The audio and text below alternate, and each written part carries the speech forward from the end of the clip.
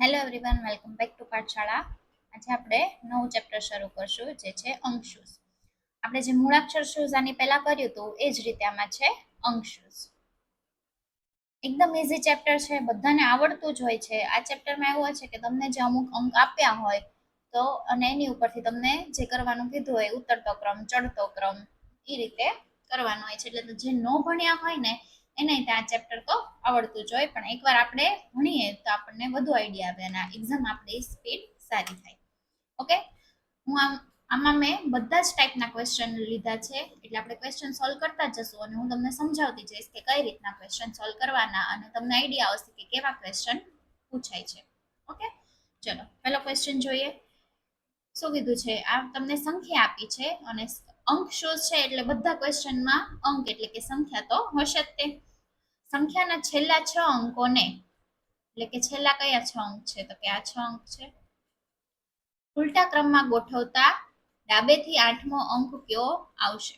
Okay, હવે ઉલટા ક્રમમાં ગોઠવવાનો, તમે ઉલટો લખવા નહીં બેસવાનો કે આ 7 3 9 છે એવી રીતે. તમને શું કીધું છે કે ડાબેથી 8મો, એટલે ડાબી બાજુ એટલે આ સાઈડ થયો 8મો. તમે અહીંયા સુધી આવી જાવ પછી તમારે અહીંથી કાઉન્ટ કરવાનું. ઓકે, તો જો 1 2 3 4 5 6 7 અને 8 એટલે 9. ઓપ્શન ડી તમારો આન્સર થશે.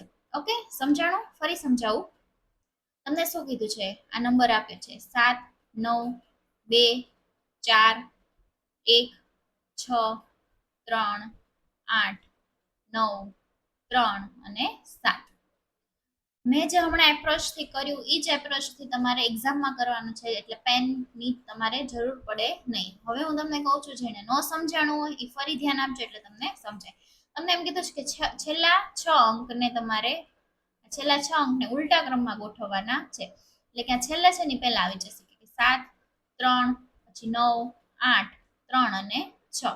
ના પહેલું છે ને તામ નામ જ રહેશે કે 7 9 2 4 અને 1. પછી તમને શું કીધું છે કે ડાબેથી 8મો અંક કયો આવશે? એટલે ડાબી બાજુ એટલે આ ડાબી બાજુ થઈ, ત્યાંથી 8મો અંક તમારે ગણવાનો. 1 2 3 4 5 6 7 અને 8. તો કયો 8મો અંક આવ્યો? તો કે 9 તમારો 8 આવ્યો. અંક 9મો છે એ તમારો 8મો અંક થાય છે, એટલે ઓપ્શન ડી તમારો આન્સર થશે. ઓકે, ચલો નેક્સ્ટ જોઈએ.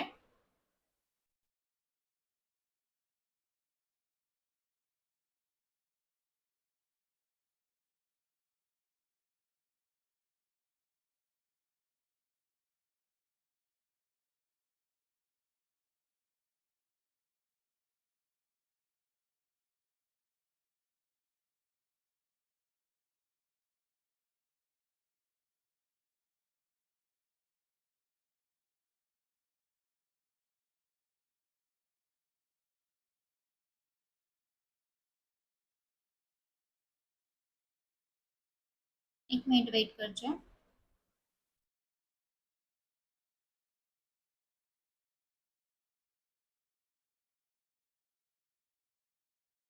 બીજો ક્વેશ્ચન જોઈએ કે આ તમને સંખ્યા આપી છે અને એમ કીધું છે કે સંખ્યામાં સૌ પ્રથમ બેકી સંખ્યાને ઉતરતા ક્રમમાં ગોઠવી અને ત્યારબાદ એકી સંખ્યાને ચડતા ક્રમમાં ગોઠવતા જમણેથી 5મો અંક કયો આવશે?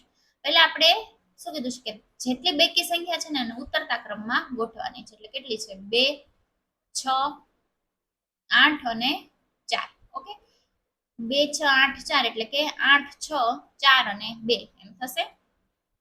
8 6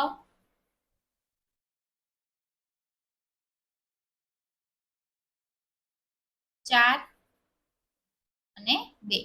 ઓકે, અને પછી શું કીધું છે કે એકી સંખ્યાને ચડતા ક્રમમાં લખવાનું છે, કે 1 3 5 7 અને 9. 1 3 5 7 9.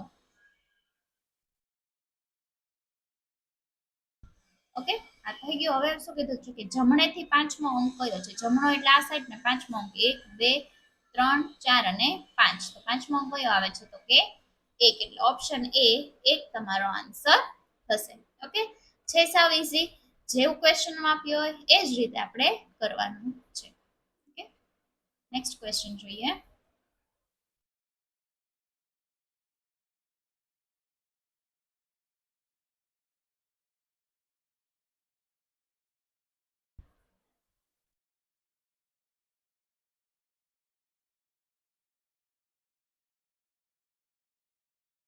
ઓકે, હવે કીધું છે આ જે સંખ્યામાં જો એક ને બધા જ એકી સંખ્યાના અંકોમાંથી બાદ કરવામાં આવે અને એક ને બેકી સંખ્યાના અંકોમાં ઉમેરવામાં આવે તો નવી સંખ્યાના બધા અંકોનો સરવાળો કેટલો થશે. ઓકે, હવે 5 છે એટલે ઈ એકી છે એટલે એમાં એક શું કરવાનો છે, બાદ કરવાનો છે એટલે 4 થશે. 4 બેકી સંખ્યા છે એમાં એક ઉમેરવાનો એટલે કેટલા થશે, 5 થશે. 6 માં એક ઉમેરવાનો છે એટલે 7 થશે. 3 માં એક બાદ કરવાનો છે એટલે કે 2 થશે.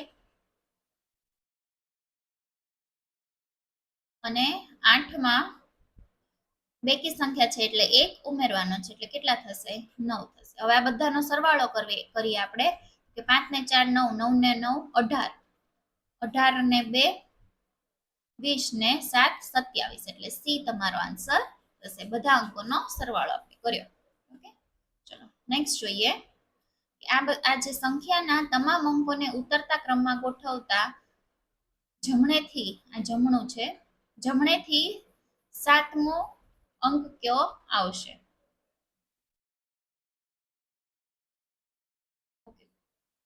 જમણેથી 7મો એટલે કે પાછળની સાઈડથી, બરોબર.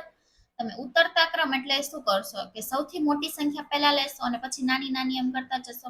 પણ આપણને શું કીધું છે કે જમણેથી 7મો કરવાનો છે. પહેલા હું તમને નામ શીખવાડું અને પછી તમારે એક્ઝામમાં કઈ રીતે એપ્રોચ કરવાનું એ હું તમને કહું. ઓકે, પહેલા આપણે ઉતરતા ક્રમમાં ગોઠવી નાખીએ એટલે કે 9 8 7 6 5 4 3 2 1.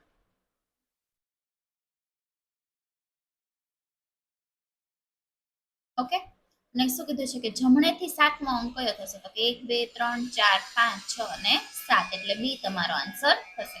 પણ આવું તમારે લખવાની જરૂર પડે નહીં. કઈ રીતે એક્ઝામમાં કરવાનું, તમને શું કીધું છે કે જમણેથી 7મો કીધું તમને ખબર પડે કે ઉતરતા ક્રમમાં ગોઠવવાનું એટલે ડાબી બાજુથી તમે શરૂ કરવાના અને મોટી સંખ્યાથી શરૂ કરવાના. તો જમણી બાજુ કઈ સંખ્યા આવે, સૌથી નાનામાં નાની જમણી બાજુ આવે. તો તમને એમ કીધું છે કે જમણેથી 7મો તમારે ગોતવાનું હોય, બરોબર છે. તો તમે નાનાથી જ શરૂ કરો, નાનાથી જોજો પછી મોટું મોટું કરતી જાઓ. 1 2 3 4 5 6 અને 7 એટલે કે જમણેથી 7મું આવશે. ઓકે, ચલો નેક્સ્ટ જોઈએ.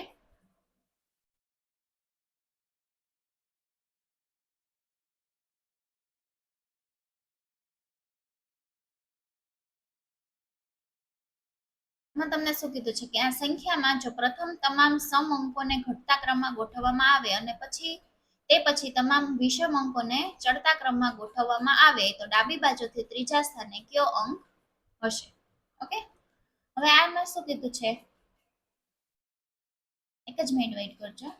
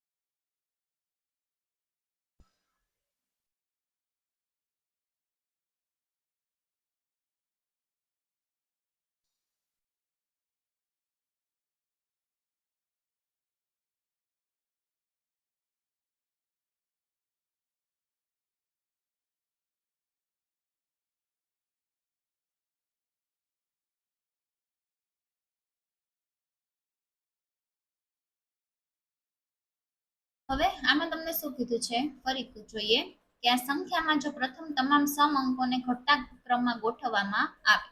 ઓકે, સમ અંકો એટલે શું કહેવાય કે બેકી સંખ્યા. ઓકે, અને વિષમ અંક એટલે શું કહેવાય એકી સંખ્યા, અને અંકને ચડતા ક્રમમાં ગોઠવવામાં આવે.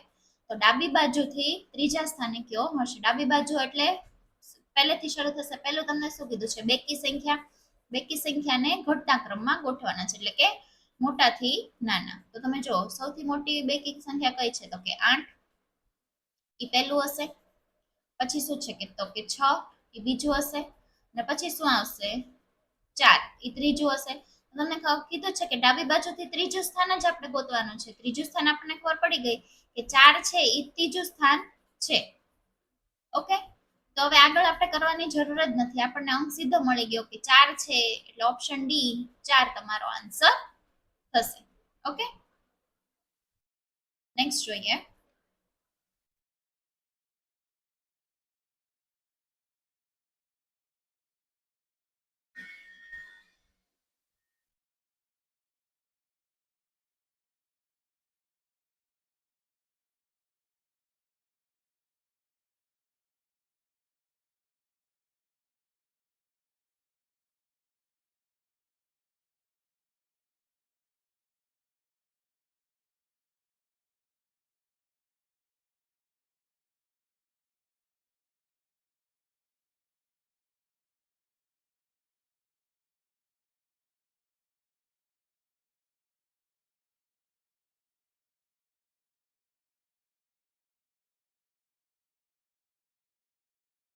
બે મિનિટ વેઇટ કરજો.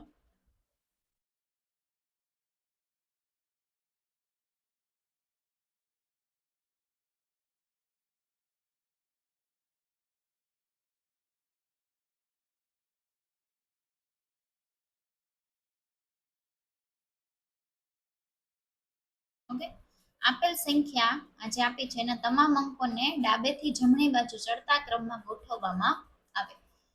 ચડતા ક્રમમાં એટલે કે નાની સંખ્યાથી ગોઠવવામાં આવે તો તેના મૂળ સ્થાને તો કેટલા અંકો તેના મૂળ સ્થાને જ રહેશે, એટલે કે જગ્યા બદલશે નહીં. તમે જુઓ સૌથી પહેલા શું આવશે? તો કે 2 આવશે, અહીંયા 2 હશે, પછી 3, અહીંયા 2, પછી 3, પછી 4, અહીંયા 5,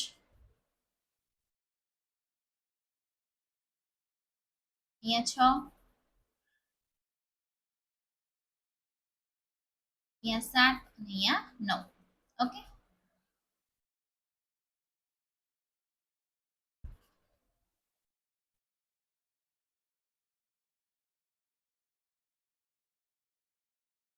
તો તમે જુઓ આ 6 ની જગ્યાએ 6 જ છે અને 9 ની જગ્યાએ 9 જ છે. તો તમે જુઓ એવી બે અંક છે કે જેની જગ્યા બદલાણી નહીં, એટલે તમારો આન્સર શું થશે? ઓપ્શન બી 2 થશે. ઓકે, ચલો નેક્સ્ટ જોઈએ.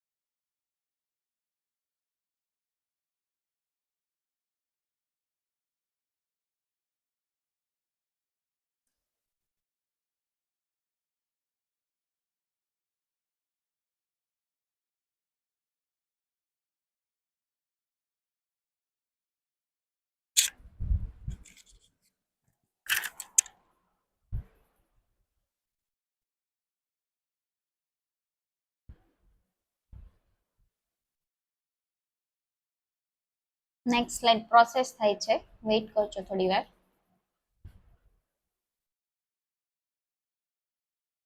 ઓકે, હવે આ સંખ્યાના તમામ અંકોને ડાબેથી જમણી બાજુ ચડતા ક્રમમાં ગોઠવતા કેટલા અંકો તેઓના મૂળ સ્થાને જ રહેશે. આની પહેલા જે ક્વેશ્ચન હતો સેમ એ જ ક્વેશ્ચન છે, આપણે અહીંથી જ જોઈ લઈએ. પેન ચાલતી નથી પણ આમ નામ જોઈએ આપણે. સૌથી પહેલા શું આવશે તો કે 1, તો અહીંયા તો નથી. 2, તો કે હા 2 અને આમાંય તે 2 આવ્યો. પછી 3, પછી 5, પછી 7, તો જો 7 નો બદલાણો એટલે બીજી એક સંખ્યા થઈ. પછી 8 અને પછી 9, તો 9 ચેન્જ ન થયું એટલે કે 3 સંખ્યા એવી થઈ. એટલે ઓપ્શન સી 3 આવશે. એવી થઈ કે જે આપણે ચેન્જ કર્યું પછી તે એની મૂળ સ્થાને જ છે. ઓકે, ચલો નેક્સ્ટ ક્વેશ્ચન જોઈએ.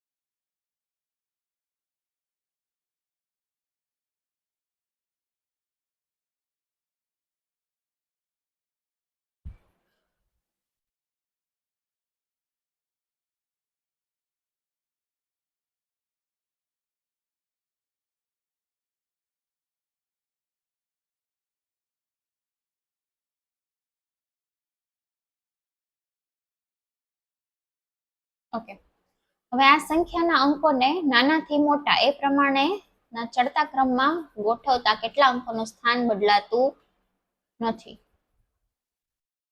ઓકે, તમે જો નાનાથી મોટા એટલે કે ચડતો ક્રમ જ કરવાનો છે. તો જોઈએ અહીંયા સૌથી નાનું શું છે તો કે 1, અહીંયા 1 આવશે એટલે આ તો ચેન્જ થઈ ગયું. પછી આવશે 3, તો આ ચેન્જ થઈ ગયું. પછી આવશે 5, તો અહીંયા ચેન્જ થઈ ગયું. પછી આવશે 6, તો 6 ચેન્જ ન થયું એટલે એક સંખ્યા થઈ. પછી થશે 7, પછી આવશે 8, તો તમે જો 8 તે ચેન્જ ન થયું. અને પછી કયું આવશે 9, એટલે કઈ એવી કેટલી સંખ્યા થઈ તો કે 2 સંખ્યા એવી થઈ કે જેનું સ્થાન બદલાતું નથી. ઓકે, ચલો નેક્સ્ટ જોઈએ.